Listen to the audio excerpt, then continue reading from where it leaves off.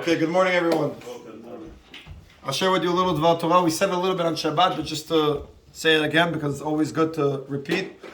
The Gemara says that the Shlomo Melech really writes that when you go out to war with your enemy, you have to strategize. You have to come up with the proper strategy in order to be able to fight your enemy. We all know that our worst enemy in life is the Yetzer, the creature, the entity that tries to destroy us from the day we're born till the day we die without letting up. He doesn't take a day off. He's thousands of years old. He's the smartest entity that tries to attack us. So we have to come up with strategies in order to overpower him. The Gemara explains to us a little bit of how he operates.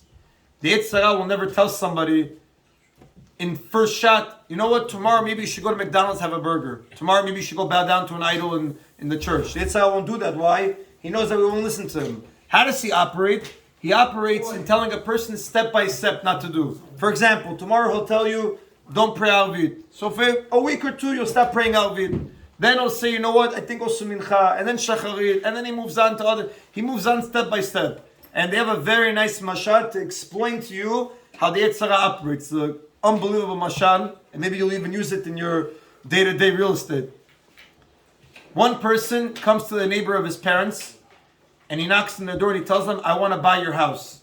I want to make you an offer to purchase your home because you live next to my parents and I want to have a home next to them. So he knocks on the door, old woman, old man, couple, they open the door, how can we help you? I want to purchase your house. They say our house is not on the market, we've lived here for so many years. I'm going to offer you $500,000. Your house is worth $300,000, I'll give you $500,000. I'm sorry, it's not for sale, I'll give you $1 million. You're very generous, but it's not for sale, I'll give you $1.5 million.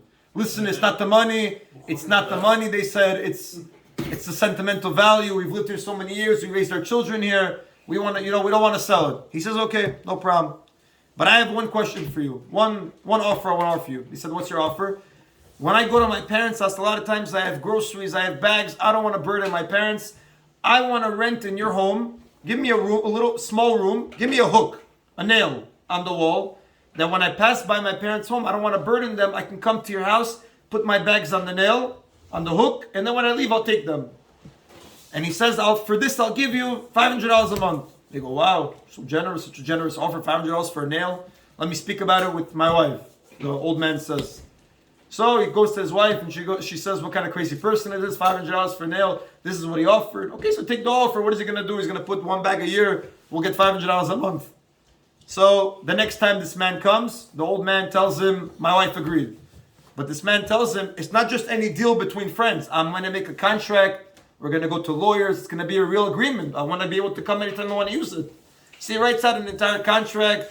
I have to be able to come whenever I want. And if you decide to back out and you don't agree, you don't honor your commitment, it's going to be penalties, $100,000, $200,000 penalties. He tells him, no problem. You can do whatever you want. They sign, etc. Okay. And they move on. 2-3 days later, 2 in the morning. What's going on? They open the door. Is this man with bags? Are you crazy? This is 2 in the morning. What are you doing? Contract. Whenever I want to come, however I want to come, remember? Okay, come in. Again, this repeats itself every so often. At 2-3 in the morning, he keeps bringing bags. They go, this man has lost his mind. At 2 in the morning, he's coming. After a few weeks, few months, they start noticing there's a very horrible smell coming out of in the house. And they're searching what happened. They see it's coming from this room. But they cannot open the door because he has the key. Because he's renting it. Next time this man comes, of course, what time does he come? 2 in the morning. They go, what's going on? What's such a bad smell in here? Open the door. He opens the door. There's a dead rat on the nail. There's a fish on the wall. He put all the bad smells in the world in order to make the house toxic. The old man tells him, you have to get this out of the house. We can't live here. Contract. Contract says I can use it for whatever I want, however I want. He goes, no, but we cannot live like this. You want to break the contract? $500,000 penalty. $100,000 penalty. And it goes on and on. Finally, he tells the man, listen, we cannot take it anymore. We'll accept your offer, $1.5 million to buy the house. He goes, that's not my offer. That was before the smell. Now the house has the smell. I'm not offering you $1.5 million anymore. Okay, half. I'll give you $100,000 for your house. And at the end, they had no choice but to sell him the home. This is how our evil inclination works. He doesn't ask you to sell your life to him. He just says, give me one nail. Give me one thing that you're not going to do. And from that one thing, it makes a toxic smell inside of a person until you decide, let me just sell him my entire life. Let me just go all the way with him. That's what we have to understand, never to let up. Even if we have moments when we're in bed and we say, oh, it's too early to pray, or it's nighttime and I didn't pray Alvit, but it's okay, it's not this, it's not that. No, we should know for ourselves, this is only step one. It doesn't look so bad now to miss one prayer. But it's never just one prayer, it's momentum. One prayer will lead, God forbid, to another prayer, and also in the good. When you want to do good mitzvot, when you want to put on tefillin, you say, listen, it's one day of tefillin. This one day of tefillin will lead to a class, will lead to something else.